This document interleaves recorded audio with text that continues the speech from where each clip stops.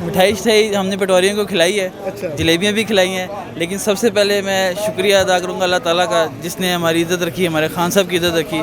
اور اس کے علاوہ I would like to thank absolutely no one. I would like to congratulate absolutely no one. کیوں؟ کیونکہ یہ صرف خان کی محنت ہے. کسی اسٹیبلشمنٹ, کسی جوڈیشری, کسی بندے کی کوئی محنت نہیں, صرف خان کی محنت ہے. اور یہ عمران خان کا ہی جذبہ ہے, اور یہ جو ہمیں باہر لے کے آیا ہے. دوسری بات, ہم تحریک انصاف کے لوگوں کو, عمران خان کو اور پوری پارٹی کو ابھی ادھر رکنا نہیں ہے. امپورٹنٹ چیز یہ ہے, اب ہمارا ٹارگٹ اگلا الیکشن ہے, اور اگلے الیکشن میں 2/3 اکثریت لینا ہے. اس کے بعد سب کو ایک لائن پہ سیدھا کر کے سیدھا ٹھیک کرنا ہے. اور اس کے بعد اس ملک میں سب سے زیادہ امپورٹنٹ چیز ہے, آپ پتہ نہیں یہ چلائیں گے یا نہیں چلائیں گے, ہمارے ملک میں سب سے زیادہ امپورٹنٹ چیز ہے, جو سب سے بڑا مینس ہے نا ہمارے ملک میں, وہ ہمارے اسٹیبلشمنٹ کے ٹاپ جنرل.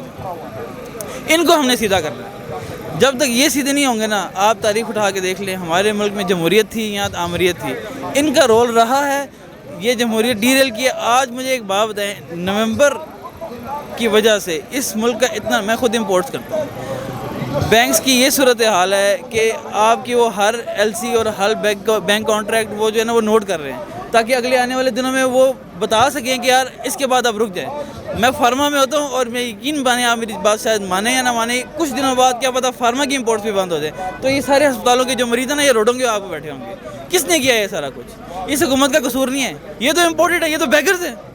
یہ قصور اس کا ہے جس کی اپوائنٹمنٹ کا مسئلہ ہے, یہ قصور اس کا ہے یہ جس نے جو ہے نا یہ عمران خان کو امریکہ کے کہنے پہ اور اپنی کرسی کے لیے جو ہے نا اٹھا کے باہر پھینکا. لیکن الحمدللہ عوام میں شعور عمران خان نے دیا, عوام اس کے پیچھے کھڑی ہوئی, اور آج بھی الحمدللہ دیکھیں بغیر کسی کال کے, پاکستان کی تاریخ میں ایسا کبھی نہیں ہوا. یہ الطاف حسین کے لیے کراچی میں ہوتا تھا.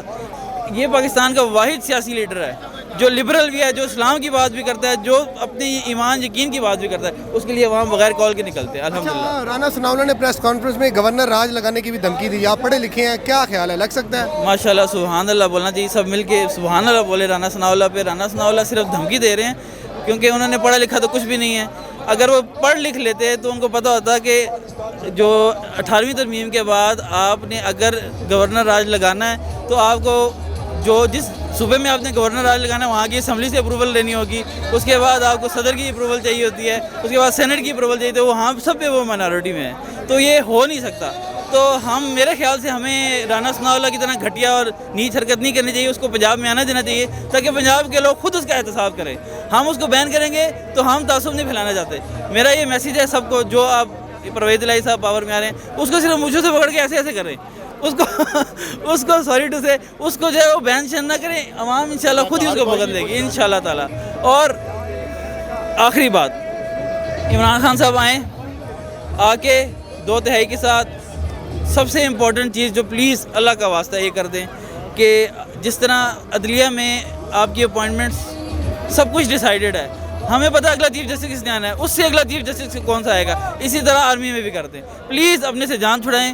میرے خیال آپ کے علاوہ کوئی اس کیلیبر کا ہے کہ جو ان کے ساتھ ٹکر لے سکے یا ان کے ساتھ کوئی بات کر سکے, تو یہ ملک بیچ دیں گے, اپنے ملک دو پہ لگا دیں گے. ڈالر کہاں چلا گیا, پیٹرول کہاں چلا گیا, سب کچھ تباہ ہو گیا. لیکن ان کو اپوائنٹمنٹ کی فکر ہے. آپ سوچیں, یہ صرف عمران خان ہے جو یہ کام کر سکتا ہے, اور کوئی بھی نہیں کر سکتا. Thank you so much.